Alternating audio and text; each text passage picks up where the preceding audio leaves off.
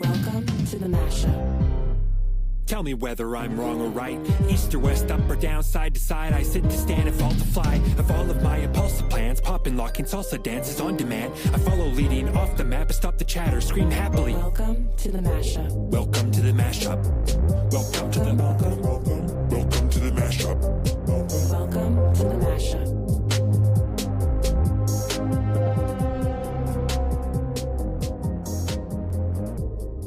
There's certain things in life that we just know are true without anybody having to explain them to us. Like cutting a car in half does not make it into a garage, or that dinklage is the best possible name for a midget. Welcome to the mashup, folks. How's Twos doing? Twos is just game face. It's a big day. Well, welcome to Mashup 191. I got to give a shout out to, as everybody can tell, I'm not in studio. I'm at the Koza residence. So shout out to all the Koza family for putting me up for an evening on the, now we are on the eve of the Mash Spiel. So welcome to Mash Spiel Eve. So make sure you leave out your curling brooms. And if you're really good, then St. Jonathan will come through the rink doors and leave you all rink burgers. Twos, how good of a curler are you actually? I don't know. It's been a while. I'm like, my one goal, we don't get to play each other in the round robin play. My goal is like, we either are both really good. You set up the brackets. Yeah, I know. But I made sure that one of us useless. No, one of us has always got to be around the people. So I made sure to separate us so that we only meet in the championship. So you better be good. Because I paid some high profile people to come play for me. I'm sure you did. 5-star hotel rooms and everything. Oh, they get the 5-star hotel rooms. All right. Welcome to Mashup 191, folks. If you're enjoying the show, like, share, put it out there. And, happy Airborne Friday. Jamie Sinclair's on the road today, heading towards Kalmar for tomorrow's festivities, along with Chuck Prodnick, Willie McDonald, and a couple other military veterans. And we got some other people on the road. So safe travels, everybody coming this way. Yeah. Hopefully we won't have as many issues as we've had this morning with X going down. It seemed across the board. So that made life a little interesting for, I'm sure, Twos, but certainly myself. And hopefully everything else just goes relatively smooth on this show today. We're gonna find out. What else can I say? Thing, if you ever got a peek back behind the curtain on the mashup, the way the sausage is made is that Twos just bookmarks everything in Twitter, and if he happens to see something outside of Twitter, he will go find a tweet about it and then bookmark that thing. And so then, when it comes time to compile the great list we call weekly news, with all the links and everything in there, I just go through the bookmarks and I'm like, okay, I read that. Okay, yeah, that's making the cut. That's in. No, that isn't. And I just go through. And that's really hard to do when the entire X server is down. Yes, you realize how much I don't know about you, and I don't know about all the rest of the listeners and watchers for that matter, how much you rely on X for your news feed. It's like, what's going on in the world? And you go to it and you go, oh. And then you wake up this morning and it's like, what the heck is this? If X is down, it doesn't really affect Ryan Jesperson or Courtney Theriault. I think it probably does. I'm just going to say it probably does, but who knows? Okay, we got a full show today, and we're going to start with a little Coots 6.5. We haven't talked about the justice system in a couple, at least for myself. Where do you want to start? You want to start with the Nova Scotia man? Yeah, man who raped and cut off the head of an Ontario girl who was 12 had his day parole extended. Yeah, okay. So to give a little, he's 73-year-old Douglas Worth. He was convicted back in 1978. He was convicted of raping an Indigenous girl in Ontario and sentenced to 8 years before being released in June of 87, roughly 7 months before he killed Campbell. That's the one he went to jail for, 35 years, right? So he's now out as an old man, and Yeah, and they're like, he's a high risk of offense, but the reason we're letting him out is because he's old and we don't think he can do anything. Yeah, okay. So we need to be sympathetic because he's old. 1 second here. I'm just gonna turn the lights down a bit because I'm about to get fucking dark. You know who isn't gonna get old? Trina Campbell. So, we don't want to take away the best years of his life? Guess who the fuck he did that to already? He raped and beheaded her. Honestly, the only thing, if you're going to be that sick and twisted, at least behead first. What the fuck is wrong with this guy? And we're like, oh, well, you know what? He's super old. You know, he shouldn't have to miss out on the last years of his life. She missed out on almost every single one of hers, you dipshits. Lethbridge police rearrested and charged an accused sex offender for breaching the conditions of a release order approximately half an hour after he was released from custody. So that happened, and I don't know if you're going to show it or not because we've been. I can't. But here's the gist of it: is that he tied up 3 teenage girls in a house, presumably his house, but not necessarily. And then he had a bunch of men coming in and out and raping them. And he was keeping them drugged so that they couldn't get away. Somehow, I'm not sure exactly how, he gets arrested for it. And then, in classic Canadian justice system, he gets released on parole. And here's actually where it gets good and interesting, is that the cops, to their credit, were like, well, this is a little bit fucky. And so they said, we're just going to put a surreptitious tail on this guy. And 30 minutes later, he gets rearrested for breaching his bail conditions. The ink wasn't even dry on his bail release, and he was already getting brought back in. And then there was another one on a Calgary woman had been lured into a house, presumably from the story that she was being showed a rental property or looking at buying something. And then a man attacked her and she killed him. And the Calgary police came out and said, basically, it's an open and shut case of self-defense. And everybody was applauding that too. You know, like on the dark side of what's going on. I mean, it's still a dark story. Woman fought him off, killed him. And the police came out saying it was self-defense. Yes, which is, well, and that's why I was like, you know, we could put that in the happy news or we could put it here where we could actually, I wasn't quite sure where it belonged in the mashup. I only knew that it definitely did. Here's one that hits close to home, okay? I pulled this one into the Coot 6.5 as well. Someone had put out on X, anyone hear about this? An East Indian taxi driver picked up an intoxicated girl from the bar, called a few of his buddies, took her to a hotel room, and violently raped her for an hour until the guests called the police, who kicked down the door around 3 a.m. to stop it. It happened in Lloyd. And then Crazy Rider fan had posted the story. A routine noise complaint at Lloydminster Hotel early last week has resulted in sexual assault investigation and charges against 3 men. Lloydminster RCMP say officers were called to arrive around the hotel about 3:47. This is back on December. I feel like we covered this, correct? I don't think we did. Or maybe there just wasn't enough details and we didn't know what the hell was going on. And now more details are coming out.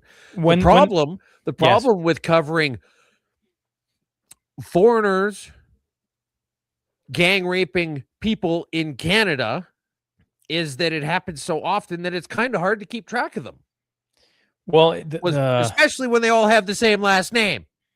Yeah, well, I mean, this one hits close to home. You're like, you get a cab home as a drunk person, right? Mm-hmm. Yeah. In this case, it's a woman, and they take her to. Anyways, I'm like, it just makes my skin crawl. Like, yeah. So there's the Coot 6.5 this week. There's some seriously messed up stories going on in Canada. And as Tooz has pointed out, it continues to climb. It's not like it's declining. It's continuing to climb. We do have the Calgary police talking about self-defense, which is at least a bright side in a very dark realm of stories, because it just keeps getting worse and worse with some of the things going on. And you think it's all out east, Tooz. And then, you know, the Calgary story happens. She kills him. Then you have the Lloyd story. We're starting to get more, like the 3 men, Karen Jossie, Ganshamian Verma, and 45-year-old from Edmonton, Joginder Mommy. each charged See, with sexual You're assault not and you're not forcible doing the confinement. accent thing. It's I- Joginder Mami. If we're gonna do it for the French names, if we're gonna do it for the Mexican names, we should do it for these names. Sing for Joginder the moment. Mami. Sing for the year. Yes. Okay. All right. Sovereignty. Lots been coming out here with the petition for independence in Alberta. Tons of videos. Here's part of one of the stories. I mean, we can't even show the videos right now. Can you show any of these videos? Yeah, I'm jacked in, ready to Okay. go. Okay. I've been Here's reloading Red all Deer. of Wait. And yeah, check this. This is out, just you the guys. lineup. This is the lineup in Red Deer.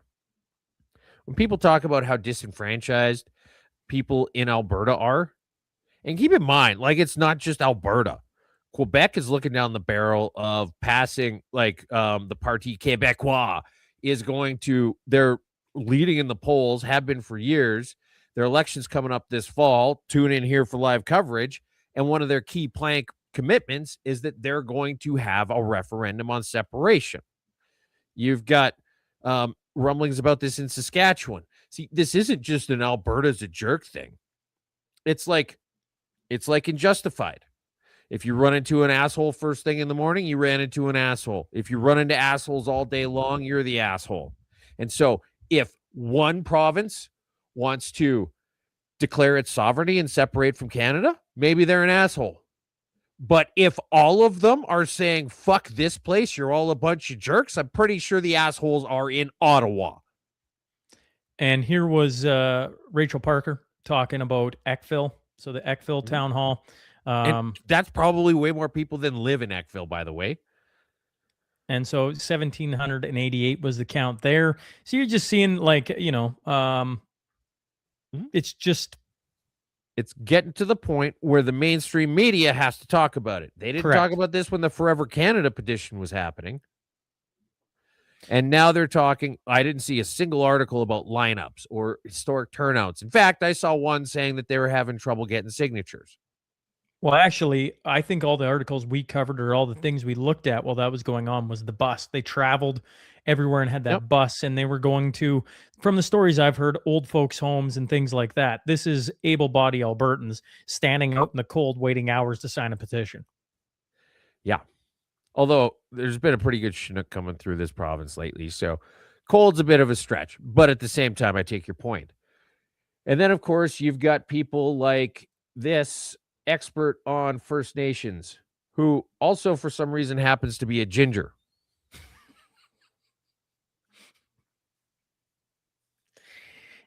Say what you want about the First Nations community. Maybe you don't like them. Maybe They don't you want a take umbrage ginger with some talking things, for them? but they don't have any fucking gingers in the group. All right.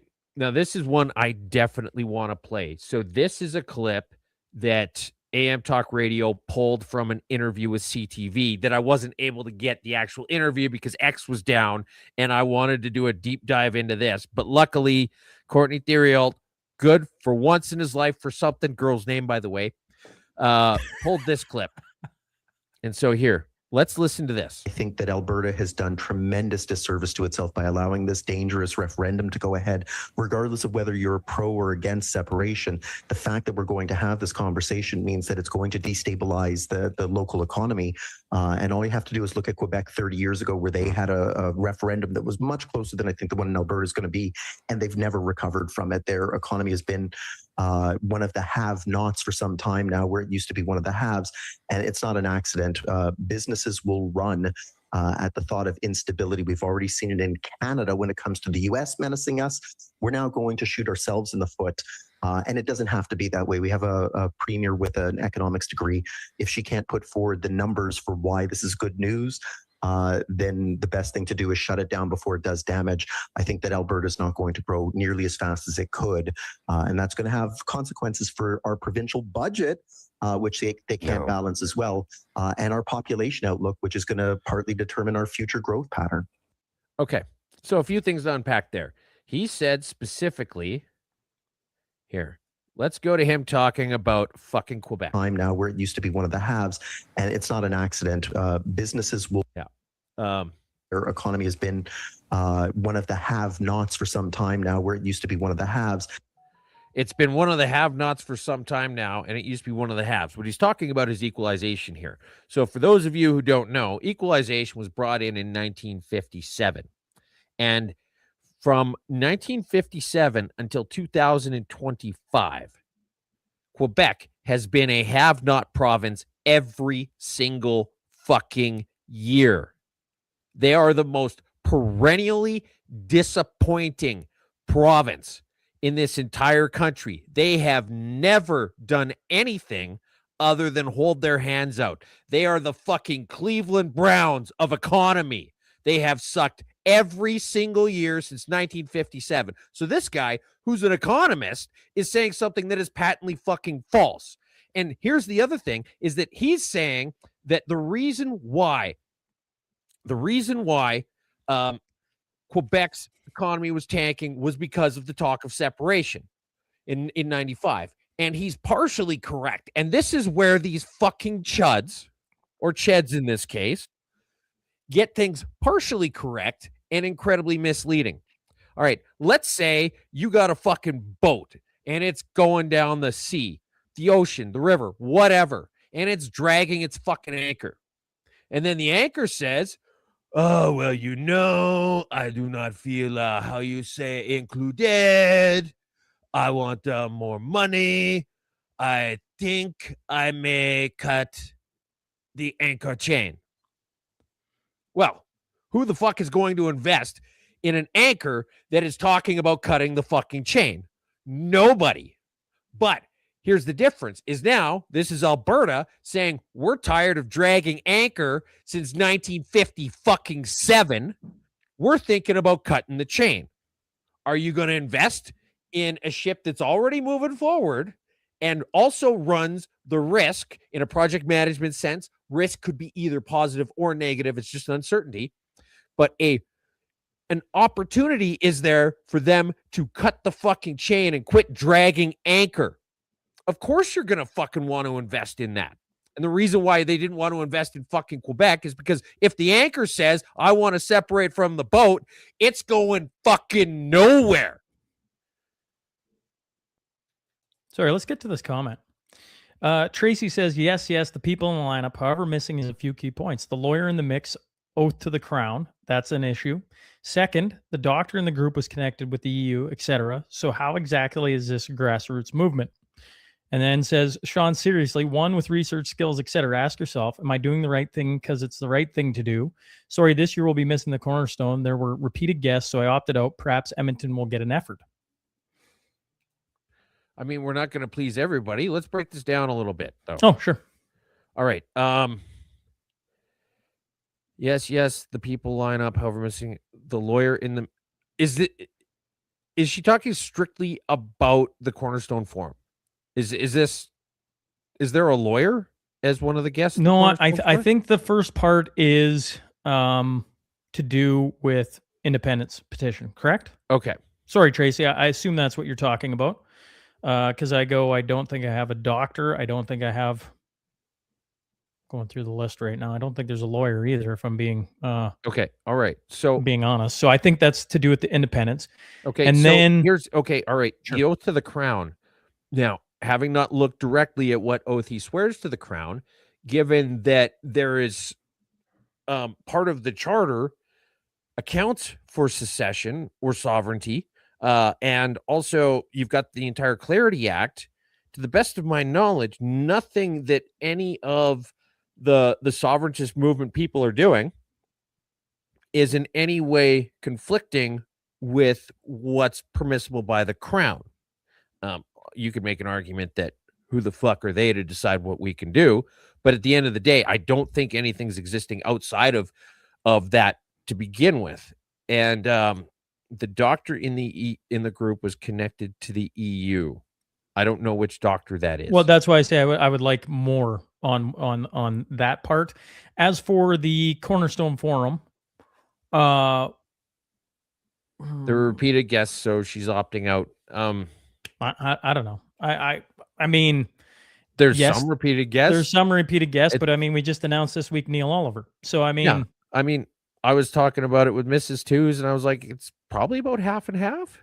Yeah, about that. I mean, returning guests, Tom Luongo, Alex Trainer, Matt Arrett, Tom Bodrovics is reprising his role on one of the roundtables as a host. You're coming back I'm as just facilitating, but yeah. I mean, but you're Yeah. coming back in a sense that way. Martin Armstrong is back.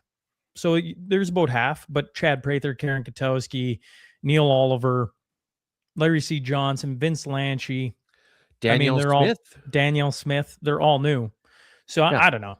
And as far as Calgary over Edmonton, right? Well, what was it? Perhaps Edmonton will get an effort. Edmonton's had Sean Newman presents before. And yeah, it's simple. Edmonton isn't really that beautiful of a place.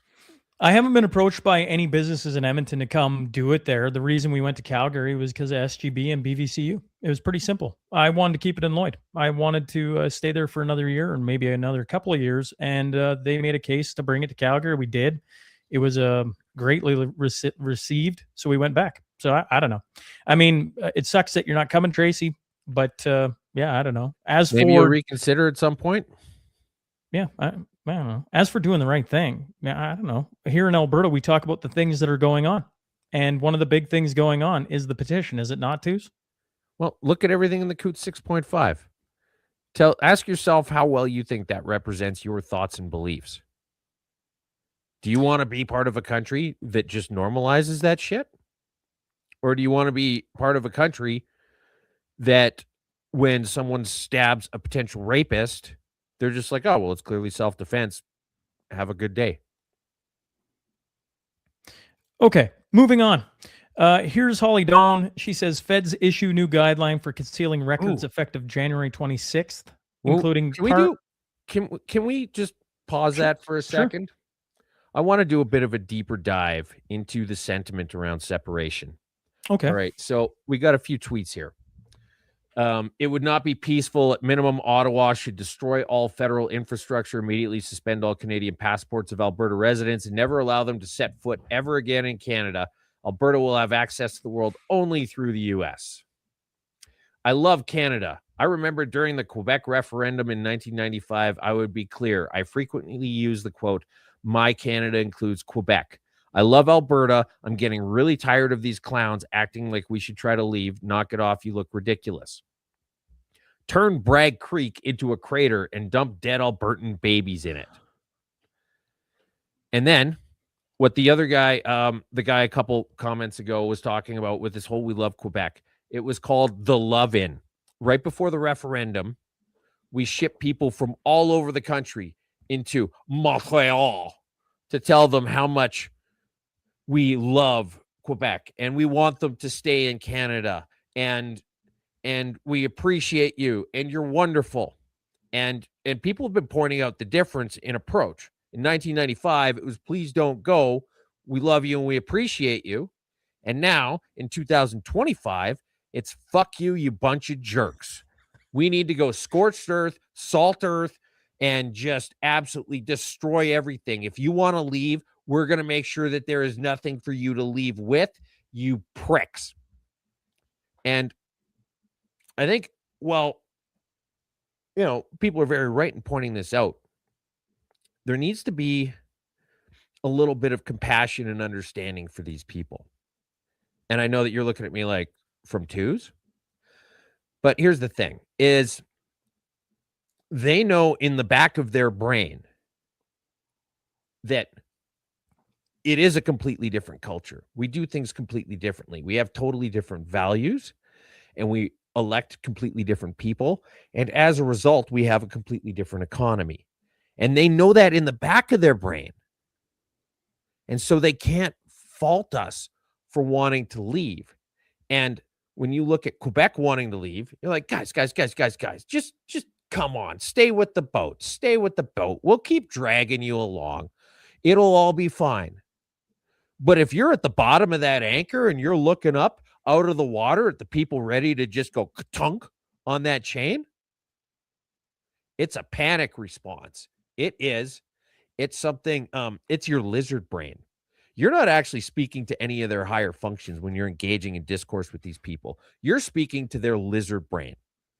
And they are looking at being fucking decimated if the cash cow that keeps, like, if the engine decides it wants to leave the train, the rest of the train is fucked.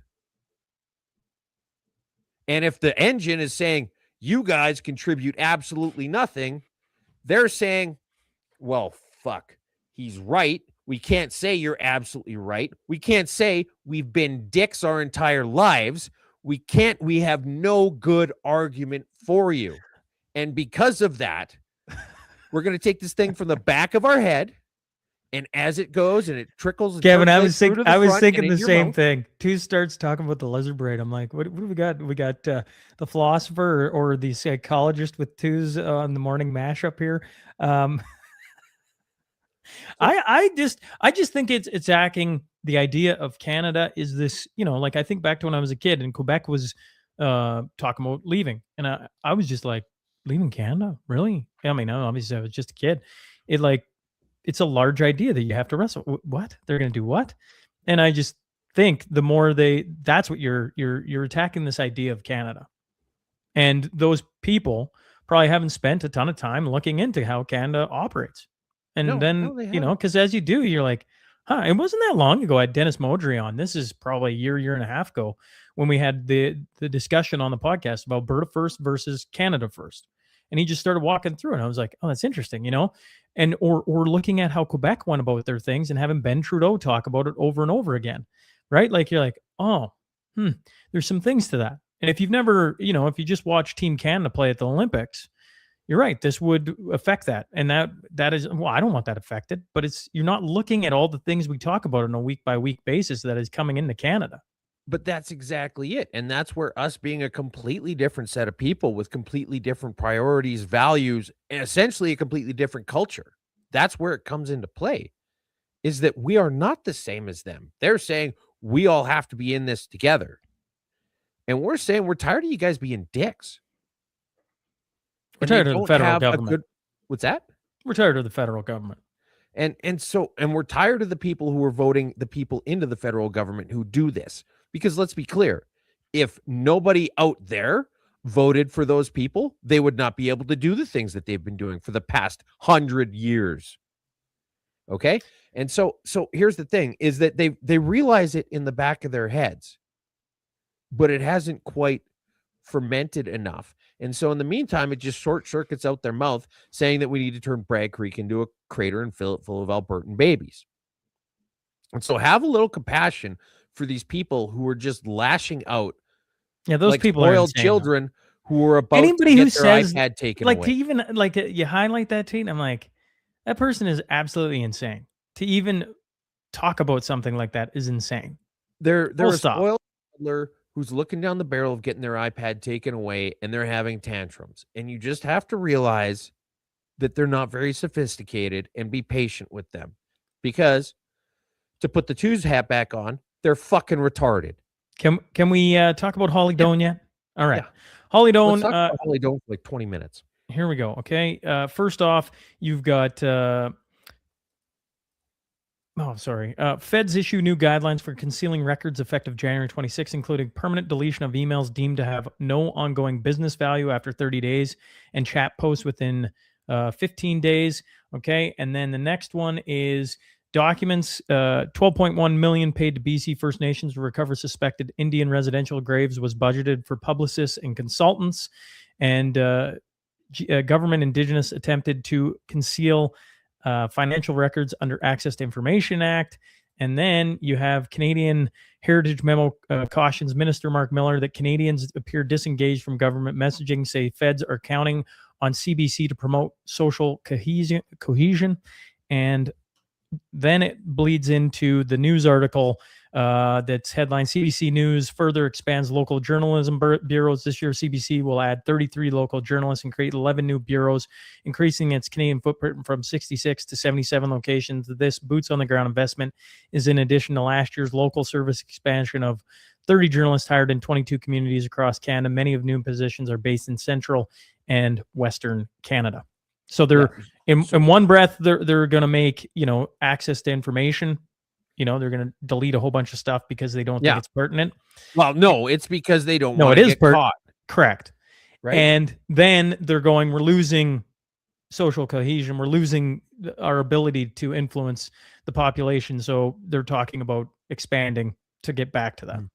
Okay. So there's a half dozen articles right there from Blacklocks in 1 week that nobody else is talking about.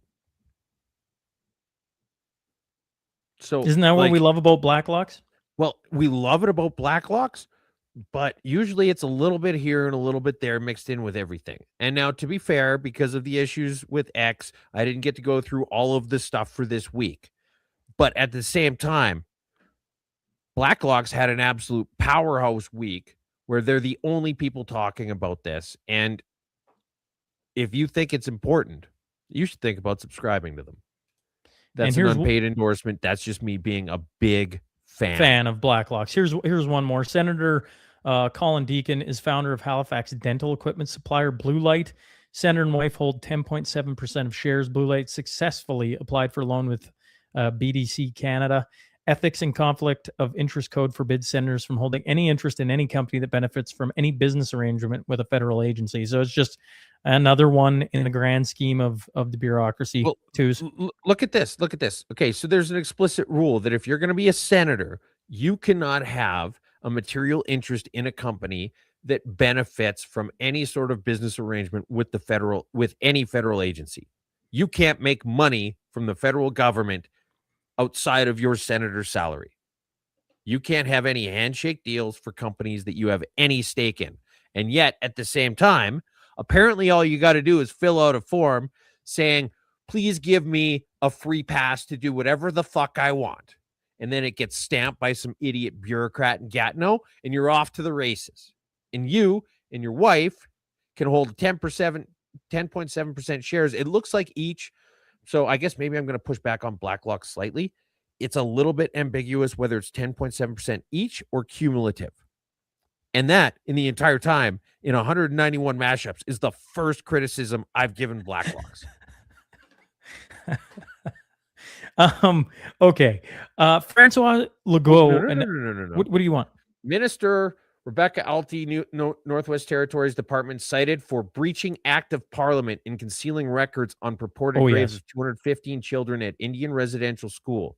Government of Canada Indigenous ordered by IOC, which is the Office of Information Commissioners of Canada, to begin releasing files within 36 days. So they said, fuck you, I won't do what you tell me. And then Blacklocks escalated the appeal. And now they're required to provide all the documentation in the next month.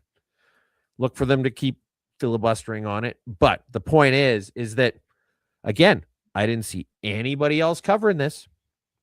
Yeah, well, it's one thing. I tried getting Tom Korski in specific to come to the first Cornerstone Forum and the second.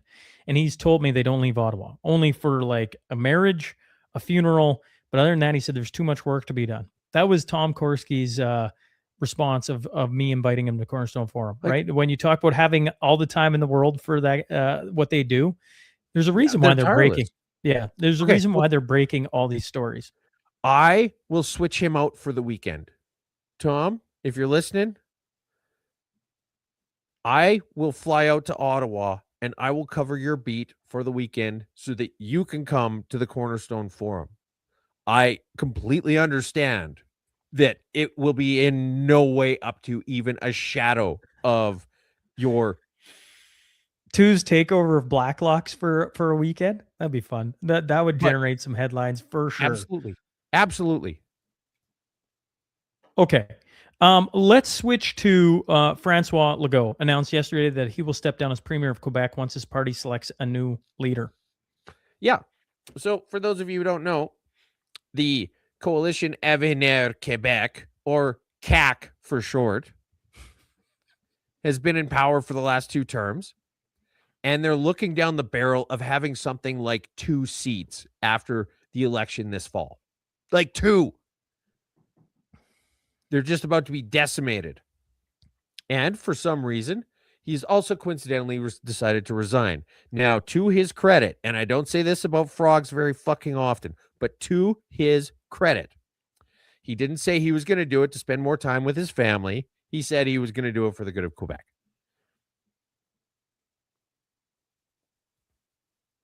All right. That's a first from twos, a compliment. Well, it's the first time I've ever heard that from a fucking politician. Former CBC Human Resources employee sues over workplace so toxic staff were given a crying room.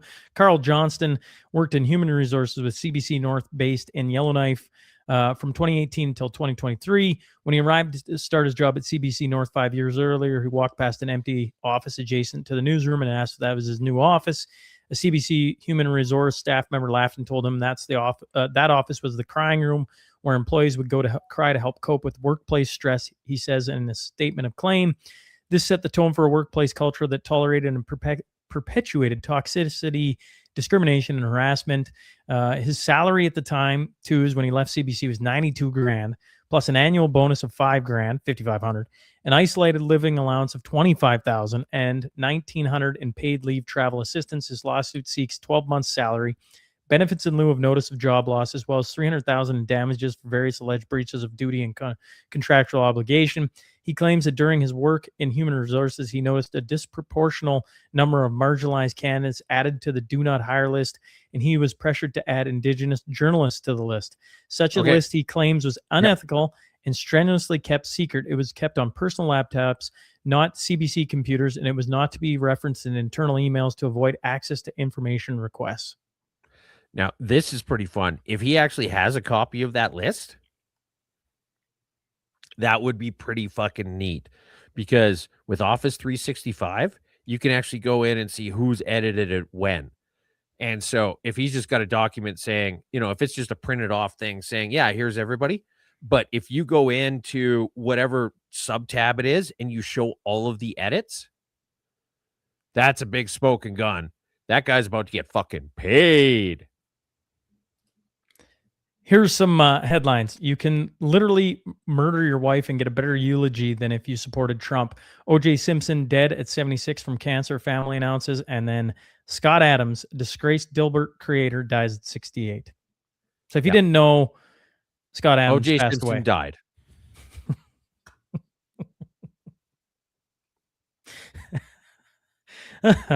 So did Nicole Brown, actually, now that we're on the subject. Here is the U.S. Mint has stopped selling silver due to rapidly rising silver prices.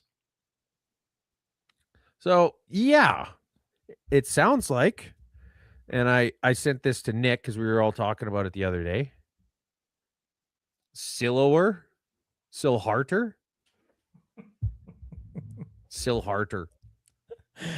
That's how you're going to read it? Carry on with your story. I'm rocking a silver shirt today. Lover. It's not silver, it's black. Carry on, twos. Carry on with your jokes. That's literally what we do here, Sean. Thank I you. know it is. That's why I'm saying carry on. You don't have to say carry on. It's literally like the next Carry thing. on, twos. Carry on. You're filibustering. Carry on to where you're there going. Will be you peace were talking when you were gone, Sean. I can't wait to see you tonight. It's going to be so much fun. It's going to be so much fun. I'm so excited to be in the same room. I'm busy. Twos. Carry on. I'm busy that day. Carry on.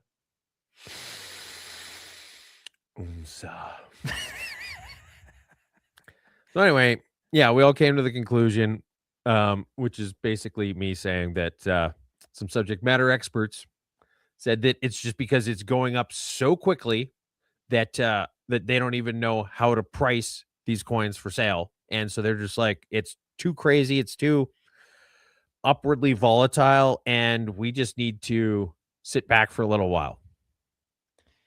So silver is, I've been talking a lot about the silver. Yeah. Okay. Price What's on the silver? podcast. Let's keep it. Carry on. It's dropped. It's down to 122.54. So a slight decline from where it was. So that means that in the last 16 days, it's only gone up $24. Correct. Yeah. Silver's a wagon. I'm giving total credit to Nick for saying that on the podcast, but silver is a wagon right now. Yeah, actually that episode, it was good because we went out for dinner the other night and I was going to ask, and then we got sidetracked and I never got around to saying, Nick, when are you going to come on another podcast? Because you're really good at it. Very well spoken and interesting. And then the next morning that dropped and I was like, okay, well, that answers like the one question I forgot to ask. So perfect. All right, Jennifer L. You want to show her video? I think you do. On the newest episode of What is Going On with the Métis Nation Saskatchewan, one of their regional directors was caught on some voice recordings acting completely unhinged. So much so that the president had to release a statement today saying that they do not support this type of behavior. Just a quick side note. Yeah, if you're anything like me and you're always looking for fun and clever new ways to insult somebody, get a pen and paper ready. Here we go. Which is really interesting considering how the president has acted on meetings, but regardless. This is Eastern Region 2 Regional Director Brent Dignas, and he is allegedly the one behind these voice recordings. So let's roll the tapes, and I can't let you listen to the full thing because it's that bad. You got me riled up now, you son bitch. You got me riled up now, you fucking whore. You're an ignorant fucking bitch. You will never, ever, ever get help from the Métis Nation as long as I'm around. You ain't gonna get fuck all from me, you cow. You big ass bitch. You fucking snot-faced sow. Don't come to any more local meetings. You're not welcome there. You make me want to fucking puke, you dirty, rotten fucking slut. You scatterbrained bitch. So, a few things. Yeah. Snot-faced sow. Sow. Yeah.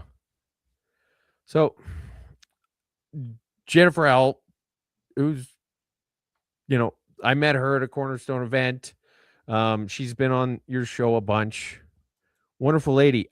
She doesn't explicitly say it here, but I think the guy's talking about her in this because of the issues she's been having with the Métis Nation. And yeah, like I've never even got into it that hard into the paint on this show. You go pretty hard, but that is a new level. Yeah. So anyway, that's that. Nearly 85,000 people homeless in Ontario, up 8% in 1 year. Between 2016 and 2025, homelessness increased 6.3%. From 2021 to 2025, it increased by 49.1% too. And then it goes on to predict homelessness 177,000 projected by 2035. And should the economy take a nosedive, which they say is quite plausible, given the current state, it could go to 300,000. Okay. So I get the fact that the numbers themselves are a bit alarming, but did you read into the article where they were talking about how this is all a result of the trade war with Trump? Yes, I did. And how it's because of underfunding of social programs and in terms of what people can do to end this, we need to fund this and we need to give more money to that. And we need to, not a single person mentioned in this interview said maybe we shouldn't give half our fucking money to Ottawa. Because you know what?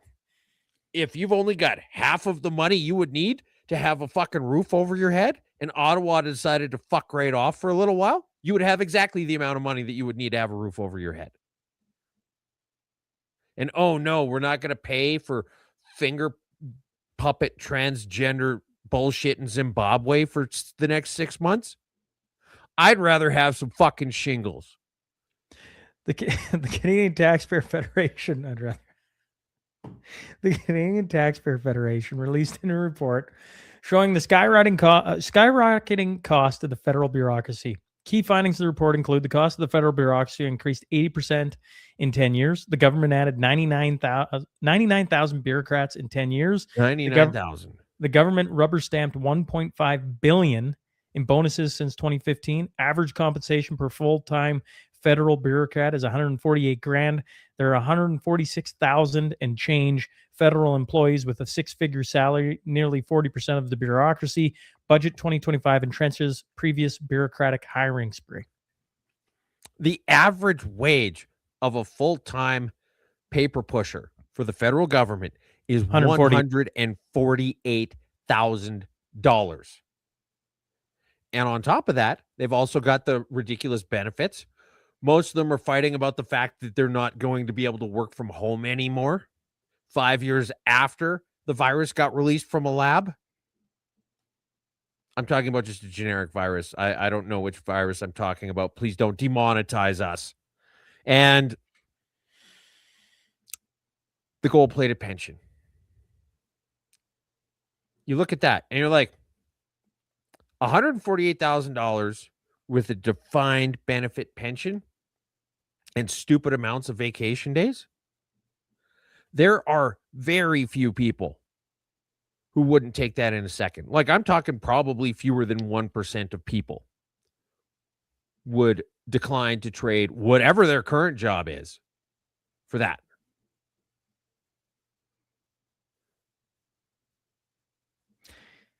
A restaurant harassed for hosting Pierre Poilievre. A Maple Ridge restaurant that hosted opposition leader Pierre Poilievre and about 40 local conservatives suffered harassment afterward. Quoted, "This was scary for me. It was very bad," said Veronica Reel of Ronnie's Bistro. She explained the harassment went from 1-star reviews and slanderous comments on Google to online talk about boycotting her business. She was afraid of the damage that could be done to her good reputation she has been building for going on 3 years. This whole thing with the Canadian Brew House, where they canceled whatever the finer details are, there was supposed to be an independence forum thing going on at one of the Canadian brew houses, and they said, actually, no, not only is it not happening, but you people aren't allowed in here. And then they said, we're apolitical. We don't do any sort of this thing. And they said, well, what about the event you had like a month ago for the recall petition? Or sorry, it was like the day afterwards for the recall petition. Happening again with the Canadian Brew House and the Meat Creek sign. I'm not sure what the Meat Creek sign is. Well, I assume that's what you're talking about. I think she's bringing up. So they said, we're not political. We don't do any sort of political events. And then somebody said, well, what about this event that you're having for the recall petition the next fucking day? And then they're like, oh yeah, we're canceling that one too. So it was damage control. But here's the thing. Like, you're a business in this economy, in this country. Like, if Mark Carney wanted to pay me to do an event at Vape Vault, I would be tempted to say yes. I'm not saying I would, but I'm saying I would be tempted to. Could we have an interview by the Sean Newman podcast there? Because that would make it fun. Yeah, of course. Yeah. I wouldn't invite you, though, because you're a dick. But yes, we could.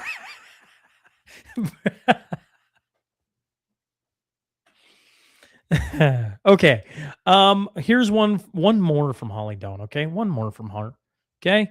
Here you go. Immigration Refugee Board, IRB Canada, says it needs private sector to help clear backlog of rising refugee claims nearly 4 years long. Board chair earlier described volume of claims as a shock. Yes. So the one before that, which you missed, is from Lee Humphrey, which X is acting fucky. But the gist of it is that apparently CBSA has, somebody who knows at CBSA has been saying that everybody whose visa is expiring, whether it's a student visa or temporary foreign worker visa or whatever else, they're now automatically claiming refugee status. Right. They're claiming asylum, which means that they get to add another 2 years on no matter what. And meanwhile, at the same time, Holly Doan is saying that there are years of backlogs, so much to the point that they're looking for private sector solutions to it. And so I have a really easy private sector solution. And you know what? I'll even be magnanimous about it. I'll do it for $1. I will clear up your entire backlog of asylum seekers. Depending on what format they're in. If it's all paper, I might need a little bit more red ink for the stamp. But say a week. I'll give you 1 week for $1, and I will completely eliminate all of your backlog. And I'll only need one stamp. And people are going to say, well, shouldn't you need 2 stamps? One for approved and one for rejected? It's cute that you think I would approve anybody. At this point, there's been so many bad actors coming in that we need to just say no to everybody. And I get the fact that somebody is going to get deported back to some hellhole that they absolutely should not be in, and that sucks. But nothing is going to be 100% effective, and erring this fucking far on the side of caution has gotten us into a fucking quagmire of bullshit in every aspect of this country. Coastal First Nations. Let's talk about Carney for a few seconds. Carney didn't meet Coastal First Nations. He met an environmental group named Coastal. No. Just read what he said first. Carney says coastal First Nations have stewarded the waters of the BC North Coast from time immemorial.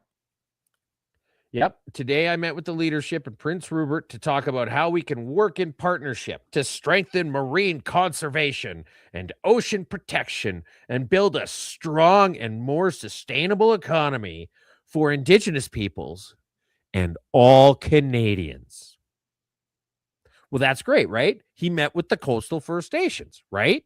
Right, Sean? Right? Right. I mean, that's a really important group, isn't Right. it? Right. Now you go into your bit. Carney didn't meet coastal First Nations. He met an environmentalist group named Coastal First Nations. Yes, that represents what, 8 of the actual literal coastal First Nations, of which there are like 60. It's, what was it, formerly funded by the Tides Foundation, originally started off as a subdivision of the Suzuki Foundation. They met with a division of the Suzuki Foundation who said no pipelines are coming in. And they presented it to the people as though it was actually this magnanimous thing. And he met with the coastal First Nations. Well, they're just called the coastal First Nations. It doesn't mean they're actually the coastal First Nations. I refer to my wiener as the biggest dong on the planet. And there are like nearly 3 people in this world who know that that is completely not true.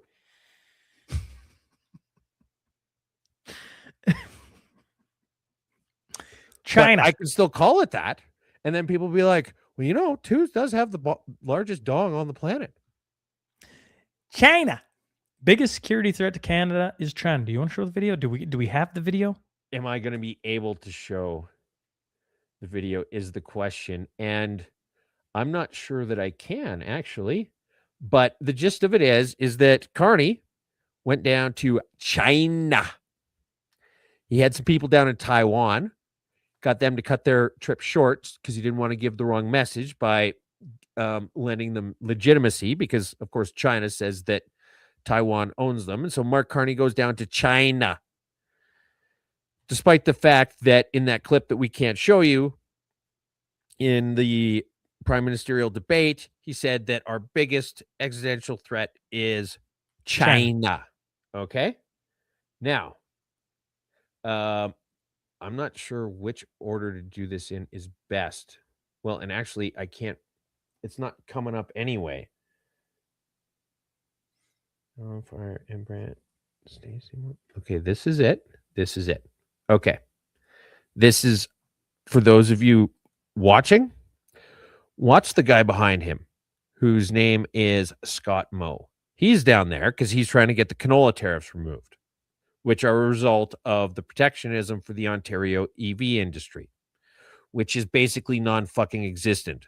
You had to put tariffs on an an industry that got $50 billion in fucking handouts, and they still need tariffs to protect them from outside competitors. And we think this is a good idea some fucking how, because, hey, the only people it affects are in Western Canada. And what do you mean they want to separate? Is that true? They just all of a sudden? What?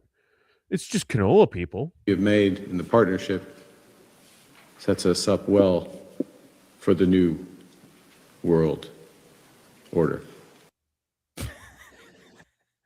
Look at that. Look at that face.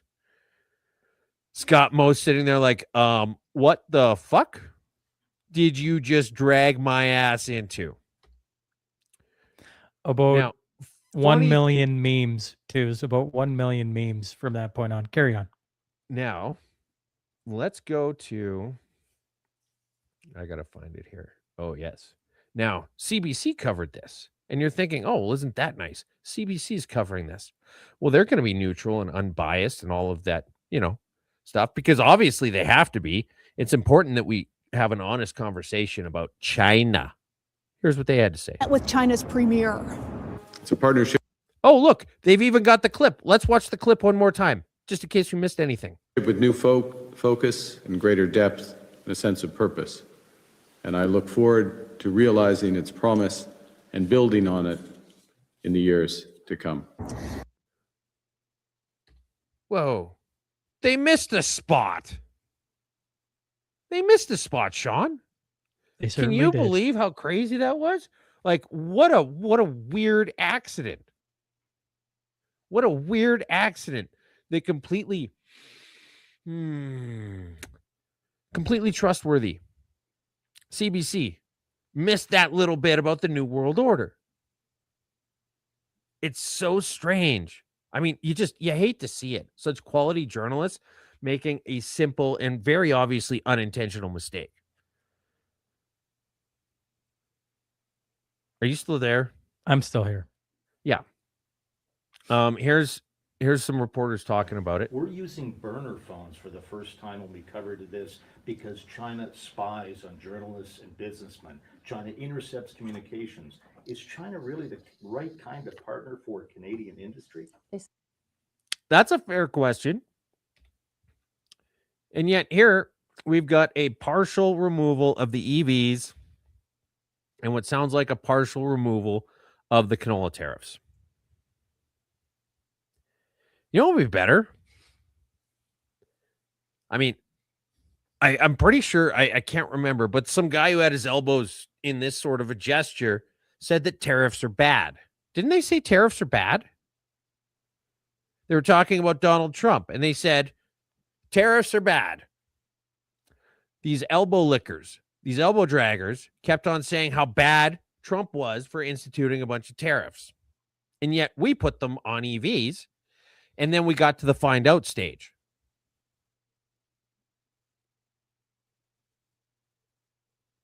Sean, are you deep in thought? Maybe you're trying to just fart quietly. I'm just waiting for you to finish your thought, Twos. Every time I interrupt, anytime I interrupt, which happens a lot.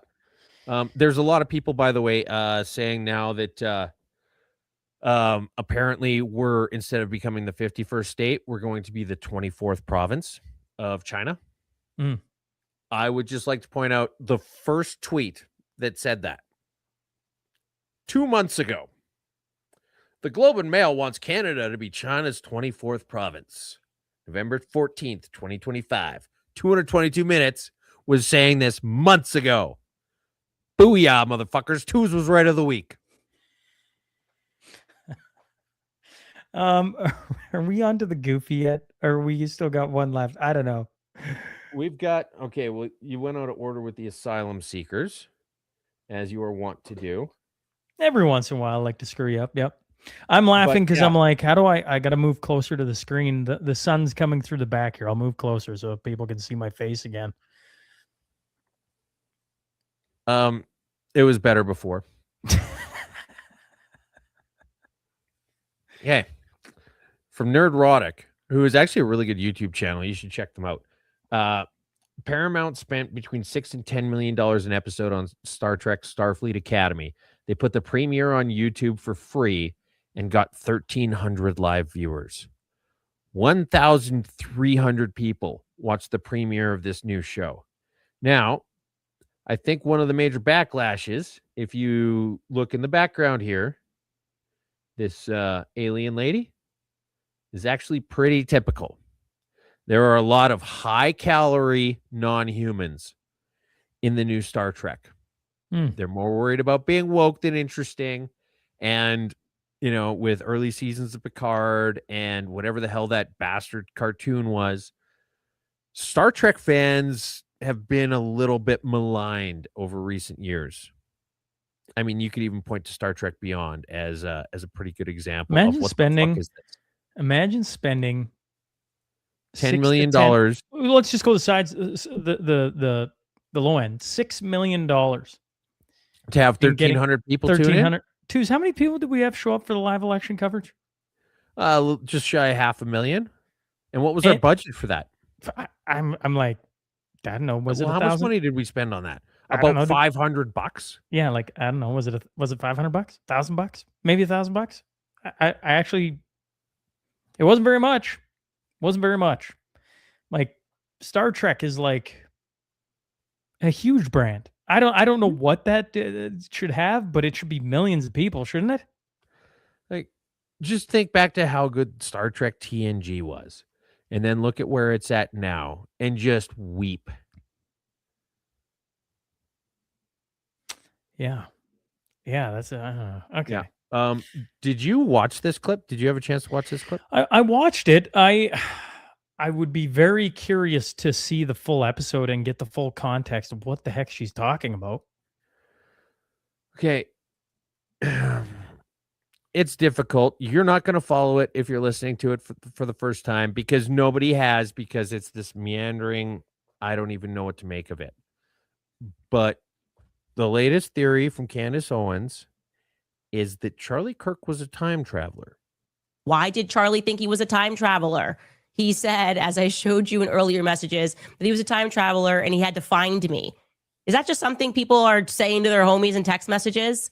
And again, not anything that I would have placed so much emphasis on back when he was saying it, but it came to fruition. The other parts, he did die young. Why did he think that him dying young was necessary in order to change things? He did die young. It is related to Turning Point USA in some way or another. At the very least, we could all agree it's related to him speaking at a campus event for Turning Point USA. I'm totally occupied by this. I tell you, I read these messages and I'm going, what is this? What is reality, actually? And Charlie died. Yes, like I said, it was related to this organization. And I think we would all agree that his death and the manner that they did it changed the world in ways that I don't think we can fully realize, or certainly not in a way that I can articulate. You just cannot pretend that all of this is one big unhappy coincidence. It's entirely plausible, I think plausible, that they knew something about Charlie. And that's why they had him marked and had him monitored and had him likely followed since he was young. And maybe they thought, like the agents think, that if they swarmed him and they stayed with him and they pretended to be his friend, that ultimately they could control Charlie and perhaps change an outcome. They could literally change an outcome related to Charlie. So when for the first time in his life, because I do believe he was managed, I mean, I've already said I was handled. I didn't recognize that I had agents. And for the first time in his life, Charlie peeks his head up and starts to push back in a meaningful way. They couldn't stop him from becoming bigger. That seemed to be inevitable. But they panicked. They seem to have panicked, right? I mean, this is just starting to happen with. Okay, so basically the gist of it is that Charlie Kirk had to go to the Enchantment Under the Sea dance and make out with his mom in order to get Biff to be the guy who cleans his dad's car at the end of the movie. This is an honest conversation that somebody had and decided to put onto the internet. He walked into the biker bar while Dwight Yoakam was playing, and he said, "I need your clothes, your boots, and your motorcycle." This is it. This is the state of discourse. Candace Owens is at the very top right-hand corner of the crazy hot scale. Have you? But let me ask you a question too. Have you listened to much of Candace Owens? No, but so this is, I mean, like, what he's no, he's gonna get sent back in time so an earlier version of himself can kill him in exchange for a few gold bars. It's interesting to me. It's like Candace Owens has had moments where she's been absolutely brilliant. And I go, like, if I was following, if there was somebody who followed every moment along Candace Owens' trajectory, listened to it through her Daily Wire days, maybe before that, to when she gets excommunicated from the Daily Wire, and then goes on to talk about a whole bunch of things, I'd be curious their thought on what was just said. Because I'm like, it's like hopping into somebody's story. It'd be like listening to Sean, I don't know, episode 80, talking to hockey guys, to episode closing in on 1,000 and listening to me talk to, I don't know, I'm trying to think of somebody who I had on recently and being like, what the heck did Sean get into if you hadn't paid attention for like 5 years? So Candace Owens, I'm like, it's interesting. I'm like, I can't follow. So she's saying Charlie Kirk was a time traveler. Is that what I'm getting out of that? Yes. So he had sent her She was like, I think I'm an alien. And he replied in the text, I'm a time traveler, which seemed like just some friendly, funny banter. And now she's obviously had a difficult time processing this and has now decided to take him literally on that, where there was just this long time period where every morning he would wake up, and then after several failed attempts to murder Puxatawny Phil, he eventually learned to play the piano and got to make out with that chick with the frizzy hair. I don't know. I'm like, I sit here and I'm like, Candace is a sharp lady. She just is. If you've listened to her break down a ton of stuff, and I'm not sitting here saying I've been following Candace Owens since the beginning, of far from it, but I've listened to her commentary on a lot of things. She is a sharp lady. It's like taking a snippet from Alex Jones and being like, this guy's lost his complete mind. And then you go watch a bunch and you're like, there's some interesting stuff there. How did he get to that level? Now, I'm pretty sure I hear what you're saying, but at the same time, I don't think that Charlie Kirk flew a spaceship into a wormhole so that he could knock a bunch of books off a shelf 20 years before. It's a great movie, though.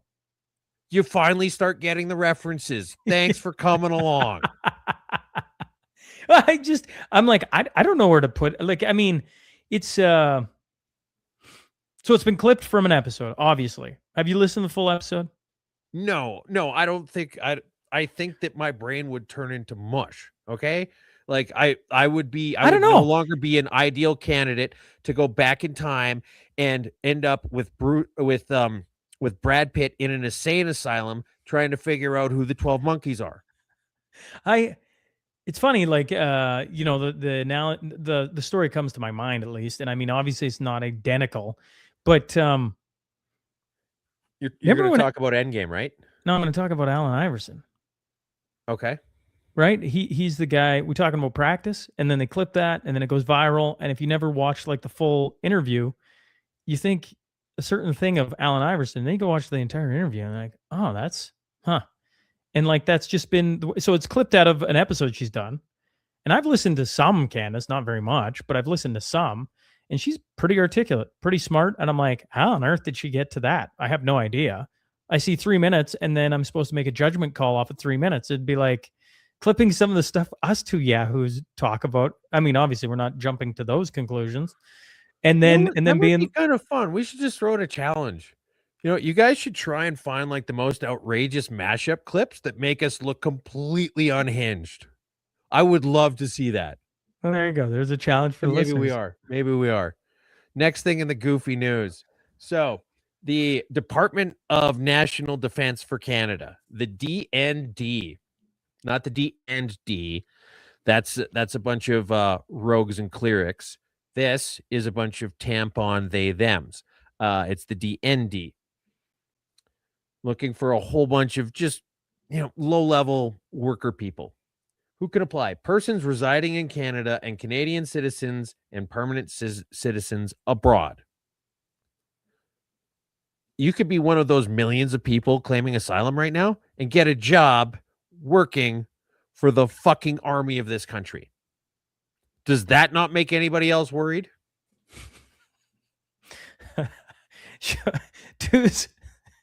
Show the videos of the state of roads versus bike lanes in Edmonton. Okay. What's wrong with this picture?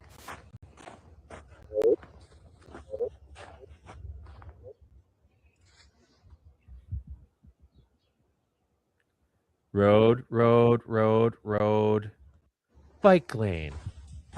What's wrong with this It's even better though, because Mayor Andrew Knack, that guy with those idiot blue glasses who just got voted in, Andrew Knack, has blocked people from tagging him in the YEG wave, which is kind of like the Just Bins of Edmonton, blocking from tagging him in any of their posts because of how bad the roads have been. This is a snowplow in Edmonton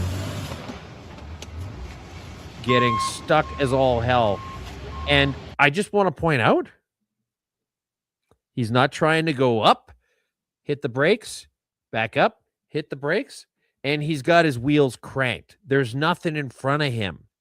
you're going to have a far easier time with this if you straighten your wheels out. Okay? He at least does. Well, his diff isn't even locked. His diff isn't even locked, Sean.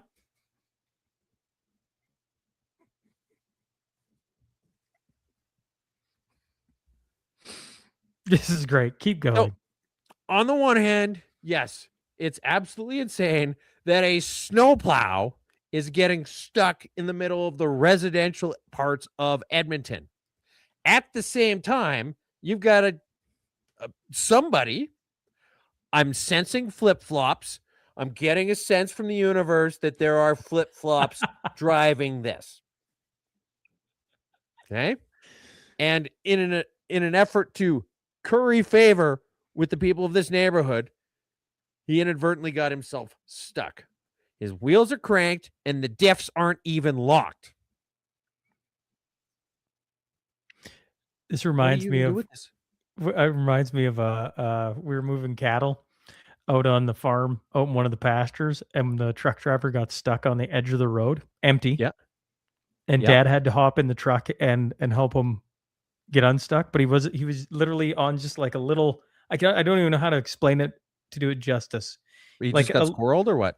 He just, all Dad did was lock up the wheels, right? And just back up. Like it was just, but it was a new driver. He didn't know how to do anything in the truck. So when you talk about flip-flops, I chuckle. I'm like, it's probably just some poor kid first day on the job. And he just doesn't understand that, you can do a couple things and you can just get out of this and it wouldn't be that big a deal. Well, no, I'm pretty sure the confusion is that where they're from, they have these rugs that can just fly over top of obstacles. And here that's not the case. Well, the guy I'm talking about wasn't from the land of flying rugs. He was literally just some young kid. Regardless, it's funny to watch a person get stuck and realize there's a couple things you could do. Yeah. Yeah. But I mean, at the same time, the roads are so bad in Edmonton that the plows are getting stuck. But here's the thing is that I'm sure that person, whoever filmed that, wasn't watching him come through and be like, well, I'm ready in case he gets stuck. I'm ready in case he gets stuck. I'm guessing they heard him trying to get unstuck for at least a couple minutes before he came over and started filming. I would agree with that. Right. This is interesting. I want CBC News breaking news. Yes. All right. So you and I have this ongoing confusion about the tow truck cartels and the tow truck mafia and what the hell is going on with the tow trucks and why we're not getting any answers. The two of us together cumulatively. And so, here, sweet. CBC is finally covering this. They did some investigative journalism. We're going to get some answers, right? Let's watch. Footage showing a suspect carrying a jerry can of fuel, dousing the tow trucks, which reignite seconds later, and then the fire spreads. Police have more intel on what's... And you're looking at the scene in Prince Rupert, BC, where Prime Minister... They will cut live from our chance to finally get some knowledge, to show a 4-minute video of Mark Carney ordering some fucking pastries. It's breaking news, too. It's breaking news. Oh, Christ on a cracker.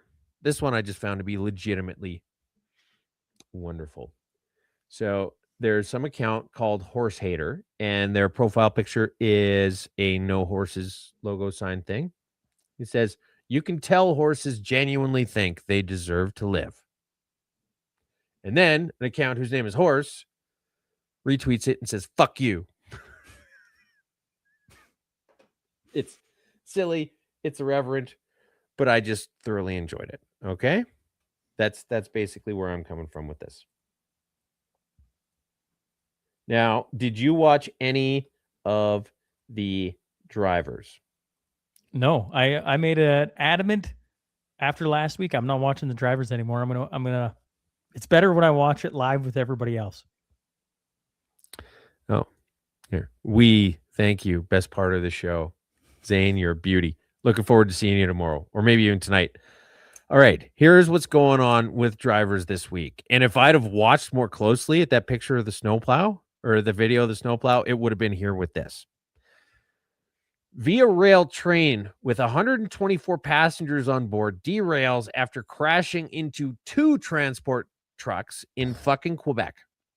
The 2 truck drivers allegedly pulled into a parking lot on Highway 289, parked too close to the tracks, and went to sleep when the train crashed. No injuries. Wow. They were tired. They needed to go to sleep. You know, you got to keep that logbook accurate. And they decided to park on the fucking tracks.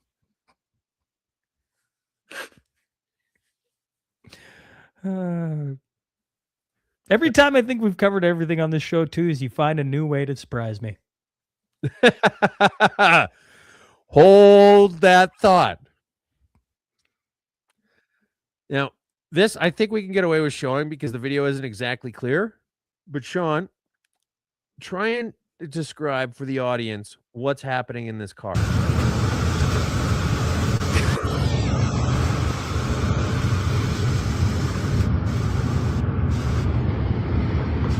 the fuck you doing, weirdo? A guy's jerking off at the wheel. Yeah, on the highway. Divided highway. Yeah, he's on a long drive and yeah. What's that S&P logo on the back of it? Jackass. Hey, your wheels ain't rolling. Hey, your wheels ain't rolling. Oh, you just gonna keep on driving, all right? Look at it.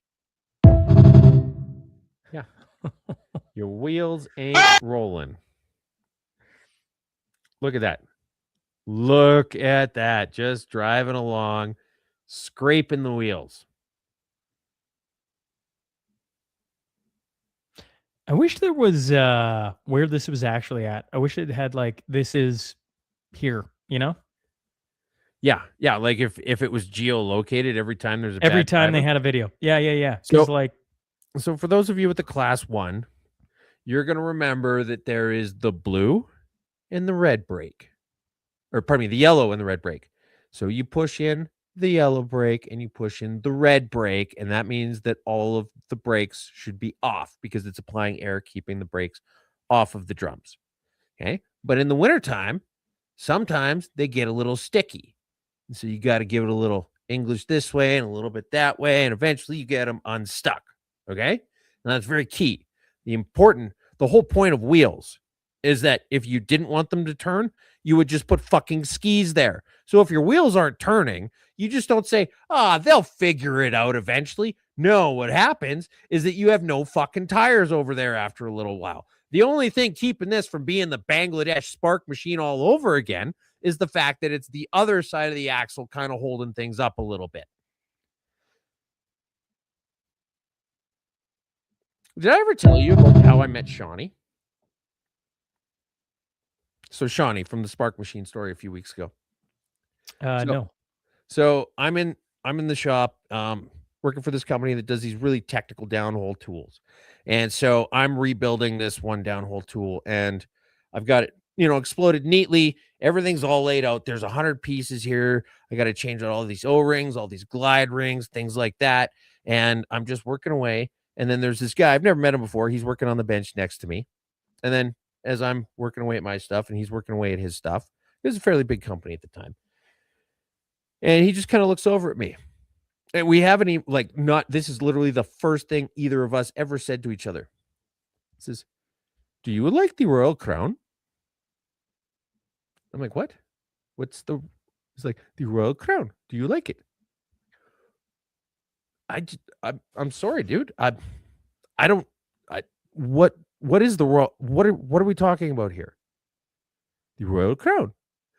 Okay, I get the fact that you keep saying that, but I don't know what it means. Whiskey. Oh, you mean Crown Royal. Well, yes, obviously we haven't met before. Yes, I do enjoy whiskey. He says, "Oh, that is good." And he keeps working away for a couple minutes. He goes over and he says, "Are you excited for days off?" I'm like, yeah, I'm pretty excited for days off. Look at what we're doing today. Yes, I am excited for days off. "Oh, that is also good." Working away. A couple minutes later, he says, I have a bottle of Royal Crown and I have a box of beer. There is this girl on days off. She is going to come over to my house. We are going to drink the Royal Crown and then we are going to drink the box of beer and then I am going to bang her. The fuck is this guy? That's how I met Shawnee. Okay. Do you want to go to the sports desk? No. Well, yeah. So this one's kind of a crossover. This could have also fit into drivers. But this is, and you should really be watching this. The audio is wonderful. If you have just fractional knowledge of German, the audio is wonderful. But the video, this is Team USA with German commentary on the 4-man bobsled. Ist der beste US-Amerikaner. Oh, was machen Sie denn da? Das gibt's doch gar nicht. Hat man sowas schon mal gesehen? Jetzt fährt da ganz allein im Vierer hinunter. Verrückte Situation. Was ist denn heute hier los? Francesco Friedrich fährt gegen dieses Starteck. Und jetzt gibt's den Vierer als Einerbob. Da stimmt natürlich überhaupt nichts mehr. Die ganze Statik des Bobs ist kaputt. Die fehlen als Gewicht da hinten drin. So, for those of you listening along, the 4-man bobsled team, the second guy going in, tripped on his way into the bobsled, laid everybody else out, and now this guy is going down the 4-man bobsled by himself. Solo. There is ein person in the bobsled.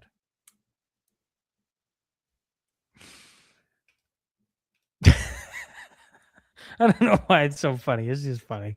Well, it's just like, and it just had to be with the German commentator. And then actually, if we wanted to look at it real quick, he comes around. Oh, no, wait. Here we go. So he's coming up. So he's got a steer in the front. And then the two people in the middle, I'm not sure what they do. They're kind of like the Manitoba and New Brunswick of the bobsled team.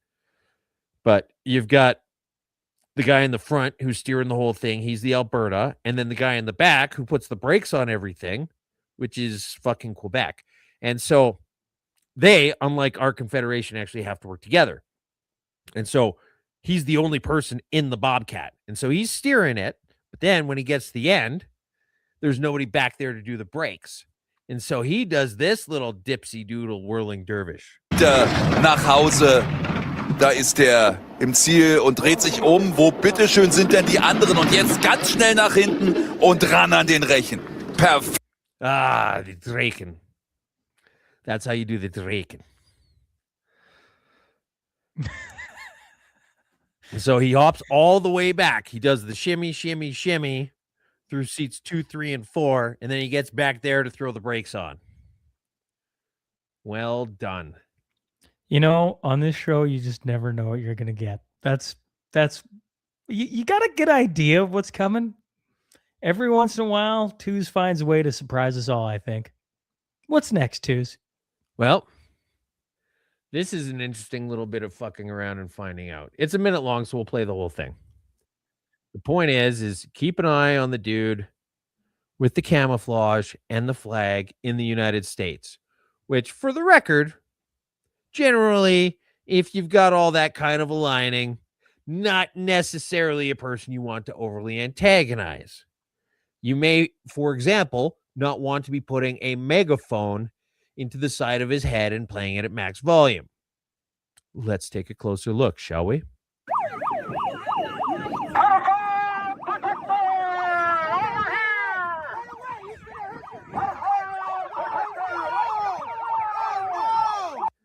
And just like anything else in life, the people who don't want to get involved are the last ones that you want against you.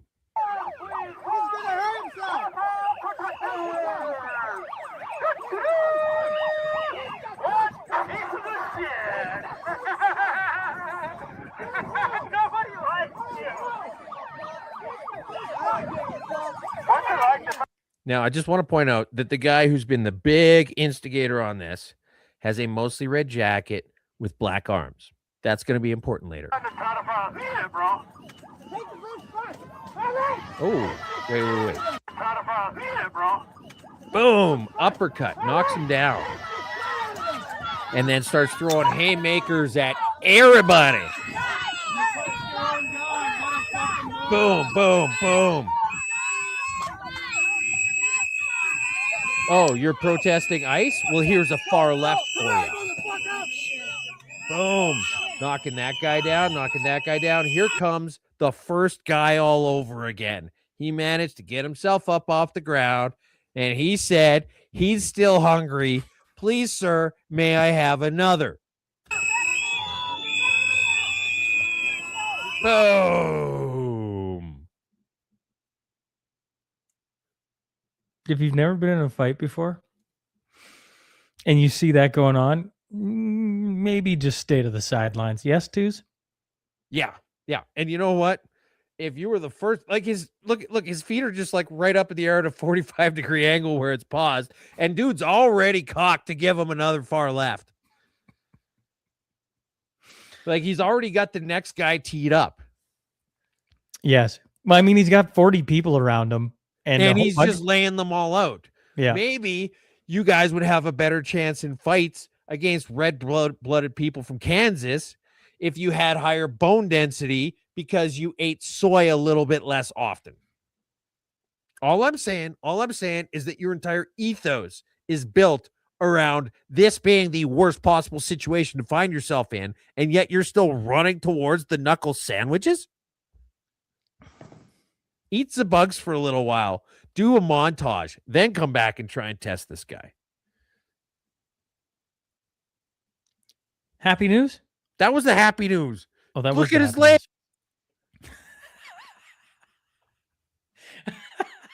All right. Community Some notes. people, thin-skinned people need to start getting throat punched. Community notes. If you didn't know, the Mash Spiel is in Kalmar Sold out, tomorrow. so good luck Sold next out. year. But signing. Yeah. Petition. So one of the things that's happening is we're going to have canvassers there to witness signatures. This kind of came out of nowhere. And so we weren't talking about it a week ago. Maybe 10 days ago was when we weren't talking about it. Maybe in the last week we've been talking about it. Actually, there was like 30 some years that we weren't talking about it, Sean, but yes. Fair enough. Regardless, from lunchtime, I believe right now is when they're showing up to witness signatures. So don't show up first thing in the morning if that's what you're wanting. The curling starting first thing in the morning. We're excited to have 16 teams coming. I think it's going to be a ton of fun. Twos is already annoyed at me because I didn't put us in the same pool so we could play each other. I just figure let the best rise, Twos, and let's see if we can't meet in a championship game and have all eternal glory for the next year of who won the Mash Spiel. That's what I was thinking. I'm good with, that's fine. You better have like a Ouija board over there with Sandra Schmurler's ghost telling you where to put the brooms so that they know exactly what weight they need for the takeouts. You mean I just got the biggest, most badass people to come play with me. So I just feel like Sarah Hoffman is coming. Either way, we got the Mash Spiel this weekend, so that's gonna be a ton of fun. A whole bunch of people who've been on this show are gonna be there, including Jamie Sinclair, Lise Merle, Eva Chipiuk, Marty up north, Chuck Prodnick. Who am I missing? I'm missing a couple. I'm sure I am. But regardless, it's gonna be a fun time. And Lise Merle, Sheila Gunn Reid. Yep. I said Lise Merle, didn't I? I think I did. Oh, maybe you did. I kind of not listening. I tune you out after you talk for an hour and a half. Yeah, after I talk for 2 minutes, tunes me out. Right? Isn't that right? Anyways, folks? the point is it's going to be a lot of fun. We're going to be really there to enjoy ourselves, and I think that if it goes as well as I'm hoping, we're going to have a roughly equal breakdown of people who say we absolutely need to do this again next year, and we need to do it in a way bigger facility with thousands of people. And there's going to be the other half of people saying we absolutely need to do this again next year, and we need to do it with no more people than we're here today. I guess we're going to find out. It's going to be a fun day. So if you're wanting to sign the petition, you can do that And then, of course, if you want to show, or if you want to come witness some great curling in action, I don't think that's what it's going to be, but certainly you can come see the Mashpeel, Kalmar, Alberta tomorrow. So that's exciting. Yeah, And Zane's going to be there. Squirrel Nuts is going to be there. There's going to be a whole bunch of people coming out. I may actually be set up at that point to take signatures for the petition as well. I got to check the mailbox on my way out of town. And then Cornerstone 4, we mentioned it earlier, but March 28th, it's coming to Calgary. And the latest edition or newest edition this week was Neil Oliver. So Neil Oliver is going to be in Calgary March 28th alongside, Martin Armstrong, Larry C. Johnson, Tom Luongo, Alex Trainer, Matt Ehret, Chad Prather, Vince Lanchi. Oh, wait, the Premier is going to be making a stop as well. So Premier Daniel Smith is going to be speaking for a short period there as well. So you can get tickets on for that still.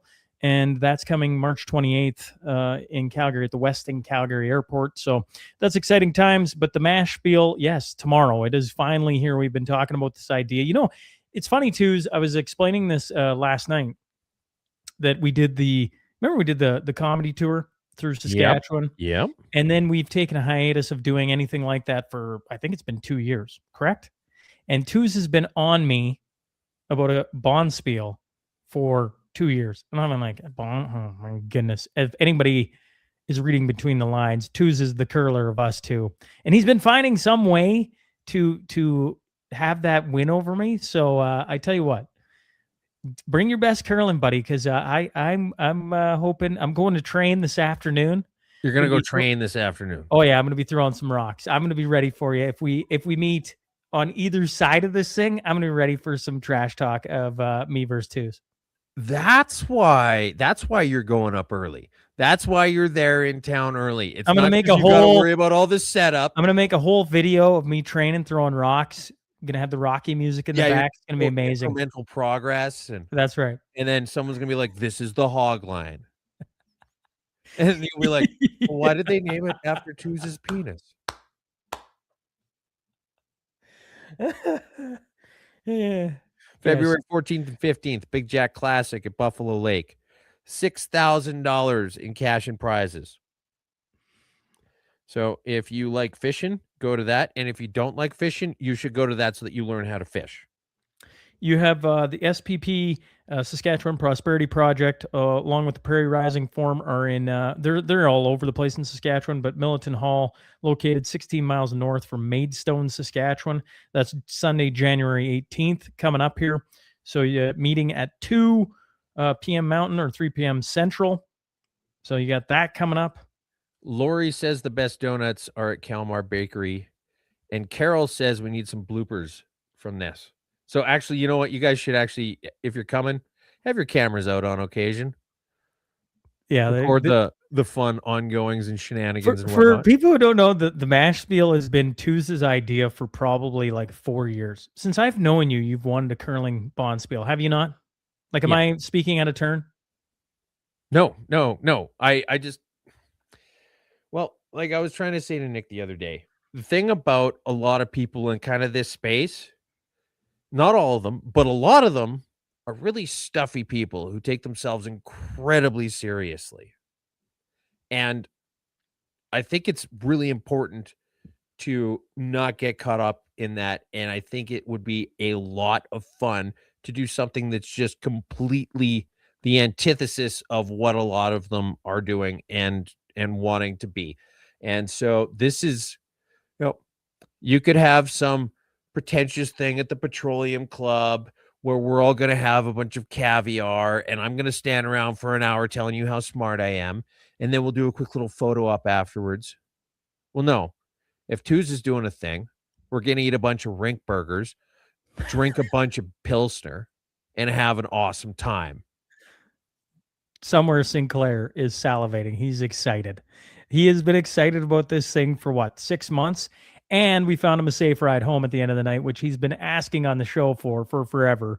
So shout out to everybody that's coming and looking forward to it. It's obviously just around the corner. We're less than 24 hours away from doing curling. I got some training to do this afternoon to make sure that I'm ready to go. So I can either meet Tooz on the A side of this thing or in the old toilet bowl side. Either way, I'm good. As long as I beat twos, if we meet up, I'm a happy guy. That's full stop. All I need from this weekend. Excited to see everybody travel safe. That's going to do it for another mashup. 191 twos. We're closing in on 200. If you like the show, make sure to share it out, and we'll catch up. Like, share, and hurry hard. And we'll catch up to you next week. I'm sure with a few stories from the weekend. But yeah, every weekday or every week on Friday, 10 a.m. Mountain Standard Time. Until next week, folks. Twos, as always, we'll catch up to you here later tonight. But certainly to everybody, travel safe, and looking forward to seeing everybody at the Mash Spiel. Twos, till next week. Well, who am I kidding? Till tonight. Till tonight. Sheldon.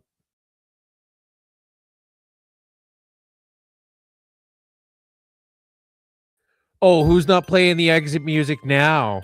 Welcome to the mashup. Tell me whether I'm wrong or right. East or west, up or down, side to side. I sit. He doesn't even know how to play it, folks. Yeah, that's right. Popping, locking, salsa dances on demand. I follow leading off the map. Stop the chatter, scream happily. Notice he's also not playing the exit Welcome to the video. mashup. Welcome to the welcome to the mashup. Welcome to the mashup.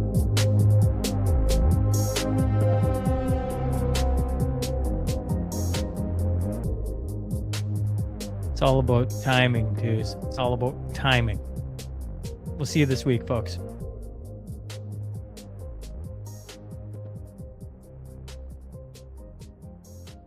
I think we're about past time to play the